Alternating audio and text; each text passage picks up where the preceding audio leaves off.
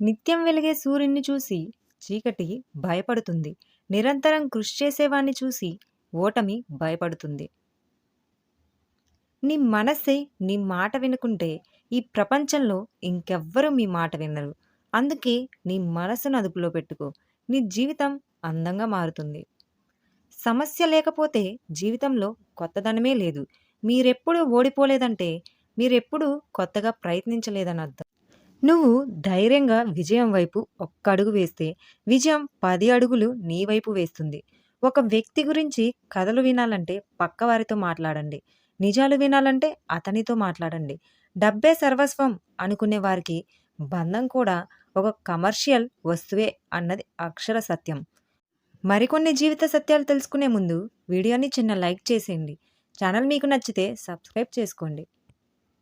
ఉన్నది ఉన్నట్లు చెప్పే వాళ్ళను దూరం చేసుకుంటాం. లేనిది ఉన్నట్లు చెప్పే వాళ్ళని ఈజీగా నమ్ముతాం. మనం నిజం తెలుసుకునే లోపే నిజంగా అభిమానించే వాళ్ళని కోల్పోతాం. గంధపు చెట్టు తనను నరికే గొడ్డలికి కూడా సువాసననిస్తుంది.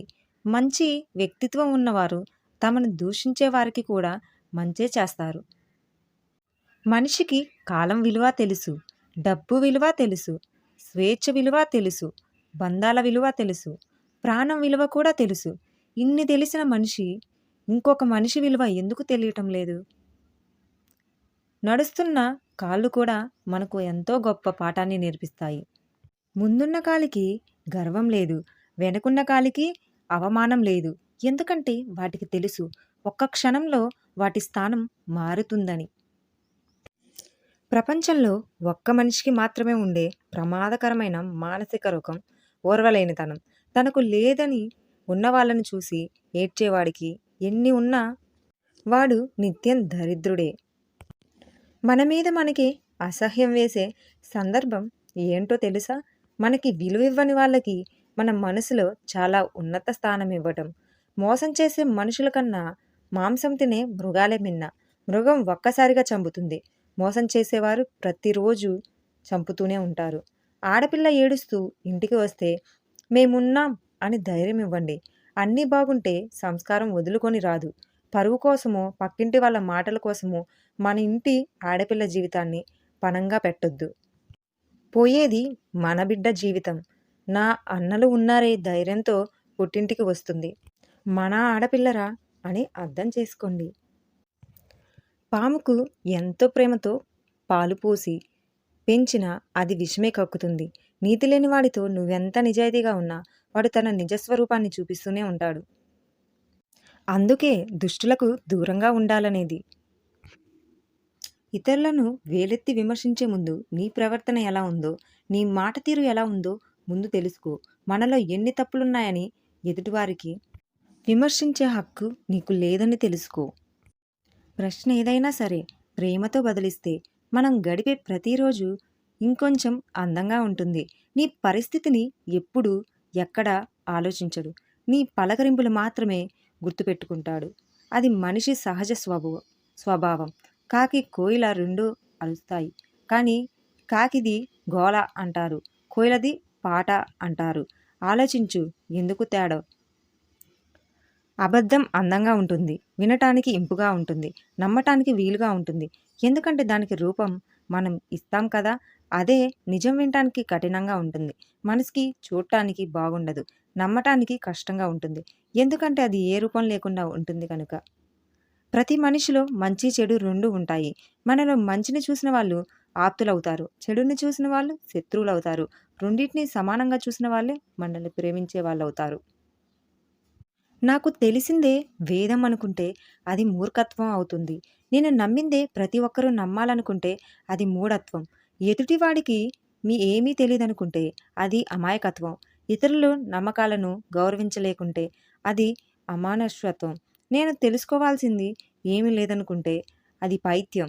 అందరి భావాలను అర్థం చేసుకోలేకపోతే అది మనిషి తత్వం. అందరి విశ్వాసాలకు విలువివ్వటమే మానవత్వం. బియ్యపు గింజ మరిగే పాలతో కలిస్తే పాయసం అవుతుంది. అదే ఎసురులో కలిస్తే అన్నం అవుతుంది. అదే పసుపులో కలిస్తే అక్షింతలవుతుంది. అదే బొగ్గుతో కలిస్తే చాతబడి అవుతుంది. మనం కూడా అంతే. మంచి నలుగురిలో కలిస్తే కలిసే విధానం బట్టే మన యోగ్యత నిర్ణయించబడుతుంది.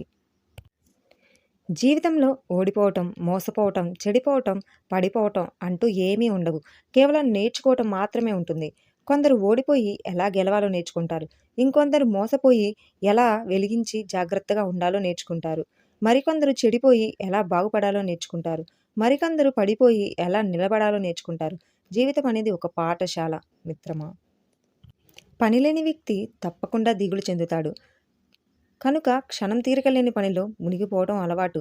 కాకపోతే నిరాశ అనే సుడిగుండంలో పడిపోవాల్సిందే. చేయబోయే పనిని తెలుసుకోవటమే వివేకం. ఎలా చెయ్యాలో తెలుసుకోవటమే నైపుణ్యం. దానిని పూర్తి చేయటమే సద్గుణం. ఎంత అందముండి ఏం లాభం? మంచి మనసు లేనప్పుడు. ఎంత డబ్బుండి ఏం లాభం? మంచి బుద్ధి లేనప్పుడు. ఎంత చదువుండి ఏం లాభం? మంచి సంస్కారం లేనప్పుడు. ఎంత పదవుండి ఏం లాభం? మంచివారన్న పేరు తెచ్చుకున్నప్పుడు.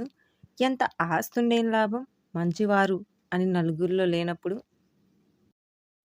నిజంగా ఇష్టపడినవాడు రిలేషన్‌షిప్‌లో 100 తప్పులు ఉన్నప్పటికీ వారిని వదులుకోకుండా ఉండటానికి ఒక్క కారణమైనా వెతుక్కుంటారు. కానీ ఏ తప్పు లేకున్నా అనుకుంటూ ఏ కారణం లేకపోయినా కారణం చెప్పి కొంతమంది తప్పించుకుంటారు. గతంలో సుకుమారం గ అమ్మాయిలు పుట్టింట్లో సుకుమారంగా ఉండే అమ్మాయిలు ఇక్కడ చిన్న బొమ్మ విరిగిన గగ్గులు పెడతారు. అక్కడ మనసు విరిగిన ఎదురుగా ఉండే తల్లి కూడా తెలియనివ్వరు. ఇక్కడ చిన్న దెబ్బ తగిలితే కేకలు పెట్టి ఏడుస్తారు. అక్కడ ఆత్మ దుఃఖంతో జల్లెల్లా మారిన కిమ్మని అరవరు. ఎవరో నా గురించి చీప్‌గా చెప్తే నేనేమి చీప్ అయిపోను. ఎవరో నన్ను పొగిడితే నేను పొంగిపోను. ఎందుకంటే నా గురించి నాకు పూర్తిగా తెలుసు. ఇది నేను అని ఒకరి ముందు నిరూపించుకోవాల్సిన అవసరం నాకు లేదు. నాకు తెలిసిందల్లా ఒక్కటే. జీవితంలో ఎంత ముందుకెళ్ళినా కొన్ని విషయాలు మాత్రం అంత చిక్కవు. మనం మంచి కోరేవారెవరు? మనల్ని ముంచేవారెవరు? మనల్ని వెన్నంటి ఉండేవారెవరు? మన వెన్ను విరిచిపోయేలా వాగేవారెవరు? మన కోసం ఆరాట పడేవాడెవరు? మనల్ని అవసరానికి వాడుకునేవాడెవడు అని. అపార్థం కలిగినప్పుడే బంధం బలపడుతుంది. ఏడుపు పరిచయం అయినప్పుడే నవ్వు విలువ తెలుస్తుంది. కష్టాన్ని ఎదురిస్తేనే సంతోషం మనం వశమవుతుంది. బాధ ఉన్నప్పుడే భవిష్యత్తు బాధ్యత మారుతుంది. సమస్య తలెత్తినప్పుడే మన సామర్థ్యం బయటపడుతుంది. ఎవడు చుట్టం, ఎవడు పక్కం, ఎవడికి వాడే స్వార్థం, ఆప్యాయత, ఆత్మీయత అంతా ఒక బూటకం. అవసరానికో మాట, అది నెరవేరగానే టాటా. ధనం అంటే లేదు గుణం ఉంటే లేదు ధనం. అప్పుడు ఇప్పుడు ఆత్మీయుడు నిందవేయని బంధుత్వమే. నష్టమొచ్చినా నీ వెంట నడిచేది మాత్రం నీ నీడ ఒక్కటి మాత్రమే. వీడియో నచ్చితే లైక్ చేయండి. ఇలాంటి మరిన్ని ఇంట్రెస్టింగ్ కోట్స్ కోసం subscribe my channel knowledge hub.